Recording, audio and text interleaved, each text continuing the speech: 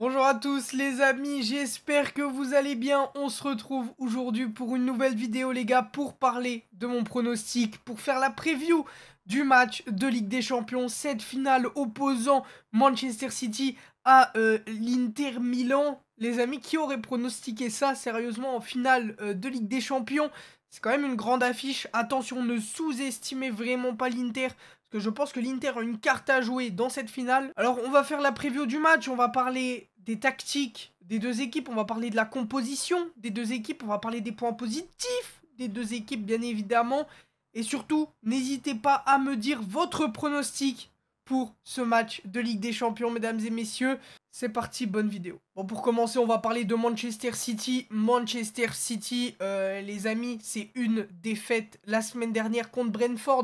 Mais sinon, c'est invaincu depuis le 5 février 2023. C'est absolument énorme la prestation qui est en train de démontrer Manchester City. Alors oui, ils ont une défaite contre Brentford, mais c'est un match qui compte pour rien.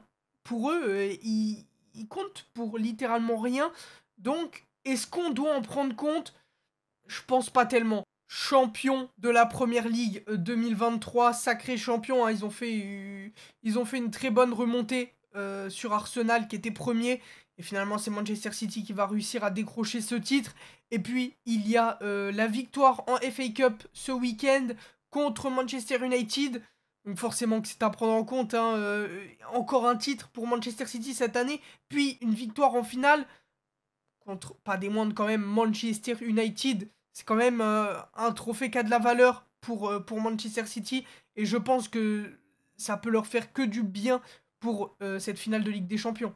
Voilà, côté Manchester City. Maintenant, on va parler de la tactique de Pep Guardiola. Un 3-2-4-1 pour la composition avec un Erling Haaland buteur, voilà, en pivot au centre du jeu. Une ligne de 4 milieux offensifs avec Jack Grealish sur le côté gauche, Ilkay Gundogan et Kevin De Bruyne au cœur du jeu.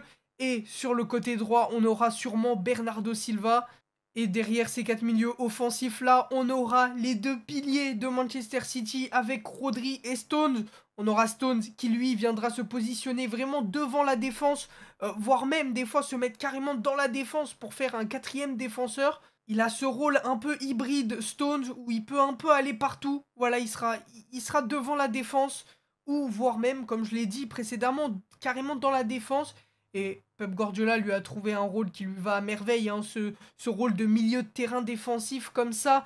euh, il est trop fort, Stones. Et puis pour l'accompagner, Rodri, bien évidemment. Rodri, mesdames et messieurs, très très fort comme numéro 6.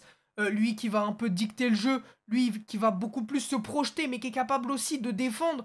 Défensivement, on l'a vu, il est très très solide, capable de faire des récupérations assez hautes sur le terrain. Et lui, contrairement à Stones, qui va beaucoup plus se projeter, il va être capable d'envoyer des frappes de loin, d'envoyer des passes décisives, pourquoi même de rentrer dans la surface si l'occasion se présente. Et avec ces deux milieux de terrain-là, City sont clairement très bien armés. Puis les trois défenseurs, bien évidemment, Walker, Diaz et Akanji. Akanji qui lui va énormément se projeter en phase offensive. On va le voir même des fois carrément débouler du côté gauche, le côté de Jack Grealish. Des fois, on le voit même dans la surface, Akanji. On sait qu'il a également un très bon jeu de tête. Donc voilà, ce rôle qu'a Akanji, c'est absolument fou. Le rôle que lui a donné Pep Guardiola, capable de se projeter quand t'as une défense à 3, c'est quand même pas évident du tout dans le système. Et on va voir peut-être même un Rodri couvrir justement l'espace laissé par Akanji qui monte, ou même Stones des fois qui va venir combler ce trou-là.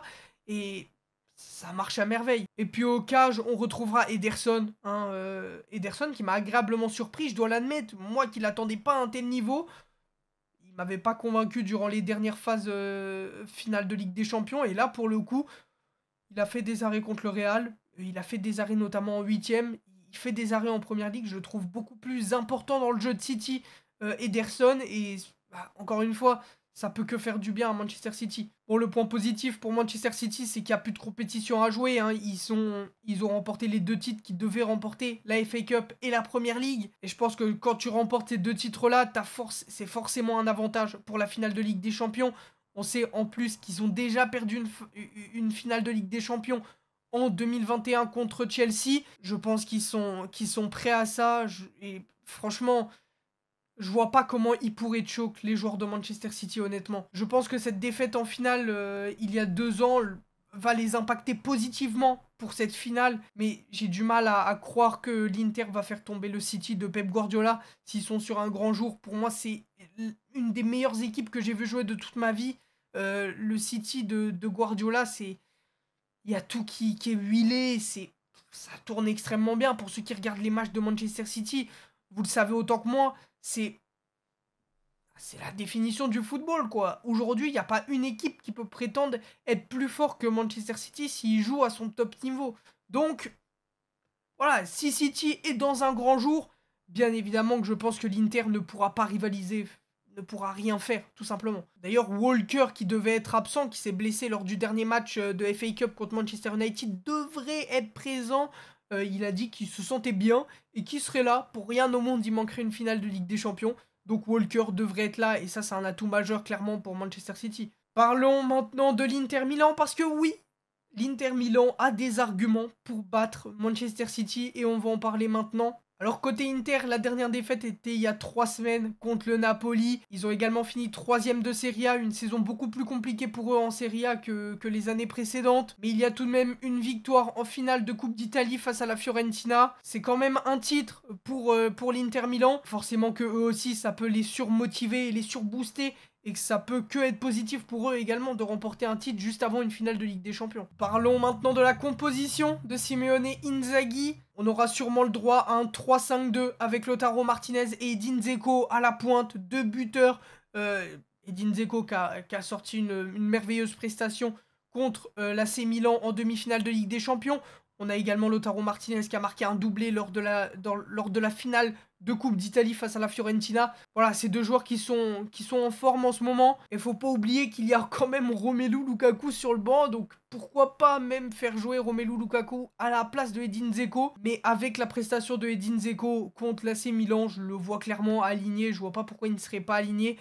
Lui qui fournit également beaucoup d'efforts. On le voit beaucoup défendre, Edin Dzeko. Et puis voilà, on le connaît. Dans la surface, ça peut faire très très mal. On aura sûrement une ligne de 3 milieux centraux avec Barella, Çalhanoğlu et sûrement Brozovic. Mkhitaryan n'était pas là lors du dernier match contre le Torino. Donc est-ce qu'il sera aligné? Je sais pas. Je sais qu'il était là lors de la demi-finale de Ligue des Champions contre l'AC Milan. Voilà, on sait pas encore. Personnellement, ça serait moi le coach. Je suis pas coach, mais ça serait moi. Je mettrais Brozovic. Après, Mkhitaryan, il avait quand même assez bien joué face à l'AC Milan. Donc, est-ce qu'il était blessé? Je n'ai pas plus d'infos sur ça. Est-ce qu'il va le faire jouer? Je ne sais pas non plus. On verra bien. En tout cas, que ce soit l'un ou l'autre, ce sera quand même de qualité. Puis les 2 pistons qui vont venir combler les 2 couloirs avec Dumfries et Di Marco. Dumfries, lui, qui aura tendance à peut-être un peu plus se projeter que Di Marco. Di Marco qui aura peut-être plus tendance à défendre. Mais dans les 2 cas, c'est 2 grands pistons. Hein, pour être arrivé en finale, il faut une équipe de qualité. Et l'Inter là, cette équipe de qualité capable de faire déjouer ce Manchester City là. Et ça va passer par une grosse performance des 2 pistons. Et puis on aura la défense, la charnière centrale, mesdames et messieurs, Bastoni, Acerbi et Darmian. Que dire? Moi, Bastoni et Acerbi m'avaient impressionné, puisque je suis pas grandement l'Inter, mais contre l'AC Milan, ils m'avaient impressionné en demi-finale de Ligue des Champions. J'étais impressionné de leur niveau et de l'agressivité qu'ils mettaient. Pour moi, ce sera un atout majeur et un point positif pour l'AC Milan. Cette agressivité qu'ils avaient mis lors de la demi-finale. Et puis au cage, on aura Onana. Voilà, Onana, il n'y a rien à le dire. C'est un gardien de qualité qui est capable de faire de très grands arrêts. Les points positifs pour l'Inter Milan, alors comme j'en ai parlé, pour moi l'agressivité sera un atout majeur pour eux. Les grosses prestations de Bastoni et Acerbi vont être pour moi une des clés de ce match pour museler l'attaque de Manchester City. Essayer de déjouer les plans de Pep Guardiola. Et Lautaro qui est sur un doublé lors de la finale contre la Fiorentina. Donc pour moi ce sera clairement lui le maître de l'offensif de l'Inter Milan. Alors maintenant, parlons de mon pronostic. Comment je vois ce match se dérouler? Personnellement, je vois l'Inter privé du ballon. Je vois l'Inter jouer en contre et avec un gros impact dans les duels. Je les vois vraiment être bourrins comme ils l'ont fait contre l'AC Milan. Je les vois rentrer dans le tas, limite mettre des coups de coude comme ça. En vrai, j'abuse, mais je les vois très agressifs, l'Inter Milan. Euh, c'est- pour moi, en fait, s'ils se font manger dans les duels, ils pourront pas poser le pied sur le ballon et ça va être fini pour eux. Je pense qu'ils vont se faire tarter. Donc, je pense qu'ils vont globalement mettre une assez grosse intensité défensive et essayer de surprendre Manchester City en contre. Je vois pas Haaland faire un très gros match. Je pense qu'il sera muselé par Bastoni ou Acerbi, voire même Darmian, pourquoi pas. Je vois plus Acerbi se charger d'Erling Haaland. On verra comment tout ça se profile, mais voilà, je vois pas Erling Haaland sortir un très gros match. Après, c'est Erling Haaland, à tout moment, il peut claquer un but venu de l'espace-temps, te mettre une tête ou voilà, traîner aux abords de la surface et avoir un beau ballon de Kevin De Bruyne. De toute façon, on le sait, la clé pour Manchester City, ça va être Ilkay Gundogan, qui est sur une grosse série, j'en ai pas parlé, mais gros point positif pour Manchester City, c'est la forme de Ilkay Gundogan qui est sur une envolée stratosphérique.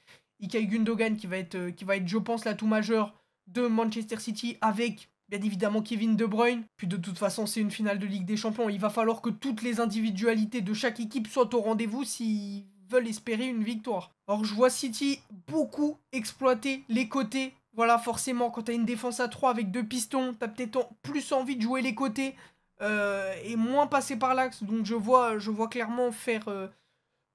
clairement Guardiola préparer une tactique en jouant sur les côtés avec Jack Grealish sur le côté gauche et Bernardo Silva sur le côté droit. Et pour mon pronostic, les amis, je vais pronostiquer une victoire 3-0 de Manchester City. Voilà, avec la manière, je les vois dominants, imposants, Manchester City. N'hésitez pas à me dire votre pronostic dans les commentaires, les gars, ça me ferait extrêmement plaisir. Prenez tout soin de vous. Merci à tous ceux qui regardent les vidéos. Des bisous, portez-vous bien, à la prochaine. Bye tout le monde.